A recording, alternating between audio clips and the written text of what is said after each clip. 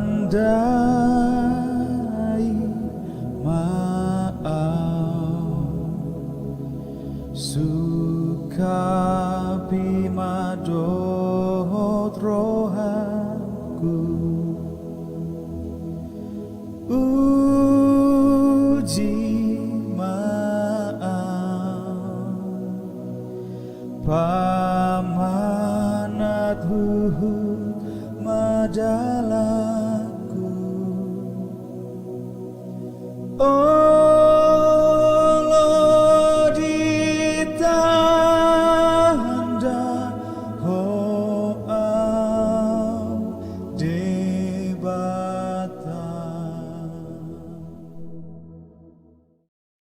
Kasih karunia dan damai sejahtera dari Allah Bapa kita dan dari Tuhan Yesus Kristus menyertai kamu.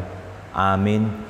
Shalom Bapak Ibu, saudara-saudari yang dikasihi Yesus Kristus.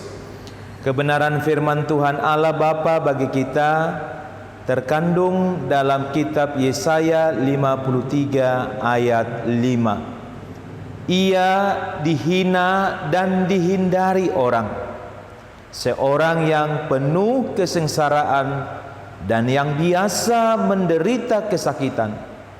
Ia sangat dihina sehingga orang menutup mukanya terhadap dia, dan bagi kita pun dia tidak masuk hitungan. Jika Anda telah memperjuangkan hidup orang yang Anda tahu sedang susah, ternyata ia tidak menghargai Anda dan ia menolak Anda, bagaimana perasaan Anda? Meski Anda melakukan perjuangan itu secara ikhlas demi kebaikan hidup orang tersebut, apakah Anda memang mengharapkan penolakan dari orang tersebut? Terasa sakit dan mengecewakan, bukan? Ya. Di dalam firman dari Tuhan Allah yang disampaikan Nabi Yesaya, terkandung nubuatan mengenai keberadaan dan pelayanan seorang hamba Tuhan, yaitu seorang Mesias atau yang diurapi Tuhan untuk mengerjakan kehendak Tuhan, bukan kehendak pribadi sang hamba atau sang Mesias. Tuhan menghendaki sang hambanya itu menyelamatkan umat manusia berdosa dari perbudakan dosa belenggu iblis dan dari kebinasaan kekal. Sang hamba Tuhan itu adalah Yesus Kristus. Dia turun atau datang dari surga ke dunia fana ini. Dia menjadi manusia sepenuhnya yang dapat merasakan pergumulan berat manusia di dunia fana ini. Yesus Kristuslah satu-satunya mediator yang sejati dan yang patut kita andalkan. Mengapa? Karena dialah yang dapat terhubung langsung kepada Tuhan Allah, dan dia juga yang dapat terhubung kepada manusia berdosa dalam keberadaannya sebagai manusia. Di dalam Yesus Kristus itulah Tuhan Allah memperdamaikan umat manusia berdosa kepada dirinya sendiri.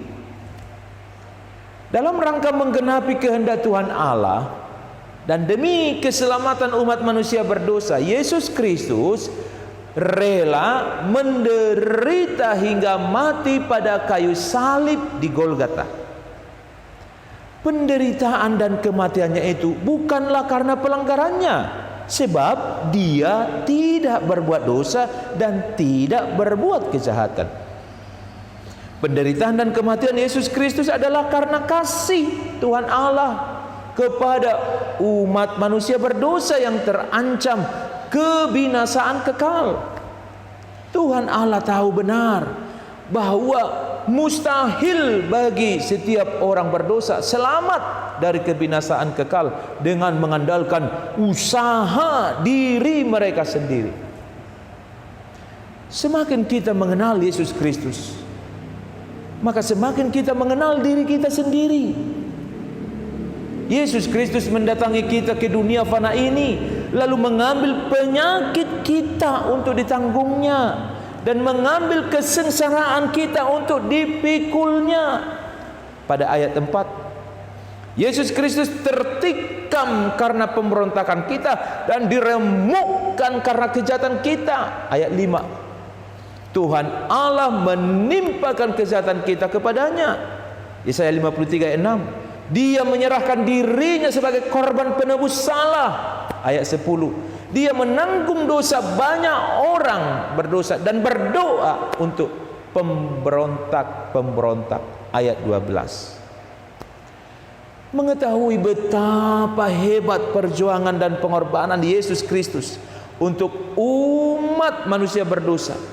Apakah seluruh umat manusia berdosa atau seluruh orang berdosa sungguh-sungguh mempercayai Dia dan mengandalkan Dia satu-satunya Tuhan dan Juru Selamat? Tidak. Dengan kondisi demikian, apakah pengorbanan Yesus Kristus itu sia-sia? Tidak sama sekali.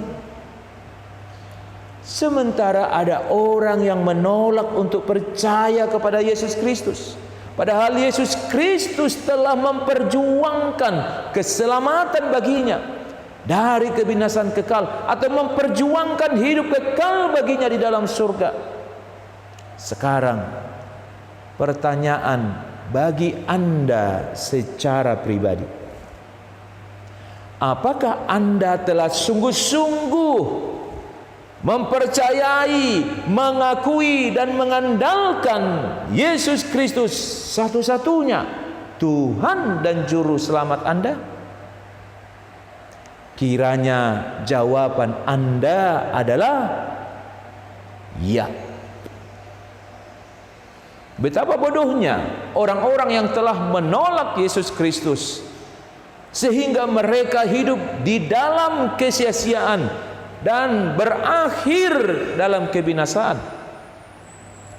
Beruntung sekali kita yang mempercayai, mengakui dan mengandalkan Yesus Kristus satu-satunya Tuhan dan Juru Selamat. Keberuntungan besar itulah yang menyemangati kita konsisten, komitmen, menghasilkan pemikiran, perkataan, perbuatan dan pekerjaan yang baik di dalam keluarga, gereja dan masyarakat kita. Amin. Kita berdoa. Kami bersyukur ya Tuhan Allah Bapa atas kebenaran firman-Mu bagi kami. Kami bawa di dalam kehidupan kami. Kami sungguh beruntung mendengar firman Tuhan, mengenal kebenaran-Mu, mengenal Yesus Kristus, mempercayai, mengakui dan mengandalkan Yesus Kristus itulah satu-satunya Tuhan dan Juru Selamat bagi kami. Dan keberuntungan yang besar itulah menyemangati kami untuk konsisten dan komitmen di dalam pemikiran, perkataan, perbuatan, pekerjaan yang baik di dalam keluarga, gereja dan masyarakat. Pakailah hidup kami ini Bapa menjadi saluran berkat-Mu, kasih-Mu bagi orang-orang di sekitar kami. Berkati hidup kami, berkati yang kami kerjakan hari ini. Ada rezeki, ada keberuntungan yang kami dapat peroleh, yang bisa kami pakai untuk menyelenggarakan kehidupan yang memuliakan Tuhan Allah Bapa. Lawat dan berkatilah keluarga kami, saudara-saudara kami, kerabat kami, sahabat kami. Jika di antara mereka ada yang sedang terbaring sakit di rumah sakit maupun di rumah, lawat mereka Bapa, beri kesembuhan bagi mereka. Hiburkanlah mereka yang sedang berduka cita, kuatkan mereka yang merasa lemah, teguhkan hati mereka yang hampir putus asa. Berkati yang berulang tahun kelahiran dan pernikahan, Kiranya karuniakan bagi mereka umur panjang, kekuatan, kesehatan, kebahagiaan di dalam hidup mereka, supaya mereka dapat menjalani kehidupan bagi kemuliaan Tuhan. Terima kasih ya Bapa, kabulkan permohonan kami ini di dalam Yesus Kristus Tuhan dan Juru Selamat hidup kami. Amin.